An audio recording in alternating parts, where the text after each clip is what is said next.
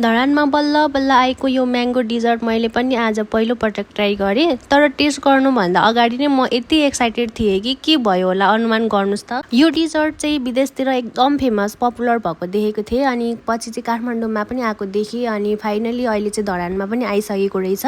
खासमा त म र मेरो बहिनीसँगै गएर ट्राई गर्ने प्लान थियो, तर केले मिलेकै थिएन क्या जानुको लागि। अनि आज चाहिँ मेरो बहिनीलाई हस्पिटल जानु पर्ने थियो। पछि मेरो हस्बेन्ड र बहिनी हस्पिटल जाँदै गर्दा बाटोमै यो ठाउँ पर्ने रहेछ कि, अनि उहाँहरूले त्यहीँ गएर ट्राई गर्ने भएछन्। अनि मलाई चाहिँ कसरी छुट्याउने, अनि मलाई चाहिँ एउटा बक्समा प्याक गरेर ल्याइदिनु भएको रहेछ। अनि यसरी सुरु भयो मेरो first ever mango dessert experience. अनि म त यो म्याङ्गो डिजर्ट टेस्ट गर्न यति धेरै आतुर थिएँ कि खाना सुरु गरेपछि वरिपरि के भइरहेको छ भन्ने नै बिर्सेछु कि। खाँदा खाँदै नाकमा मुखतिर पनि लागेछ। अनि मेरो हस्बेन्ड चाहिँ श्रीमान कम पर्सनल टिस्यु होल्डर बढी भएर बस्नु परेको थियो कि उहाँले पुछिदिँदै हुनुहुन्छ, म चाहिँ पुछिन पनि दिँदैछु अनि खान पनि छोडेकी छैन कि। त्यो बेला मेरो एउटै मिसन थियो कि पहिलो म्याङ्गो डिजर्ट सक्ने अनि बाँकी कुरा चाहिँ पछि गर्ने। अनि ओभरअल मेरो फर्स्ट ट्राई चाहिँ एकदमै मिठो रह्यो। तपाईँहरूले पनि ट्राई गर्नु भएको छ भने मलाई चाहिँ कस्तो लाग्यो भनेर कमेन्टमा भन्नु होला है।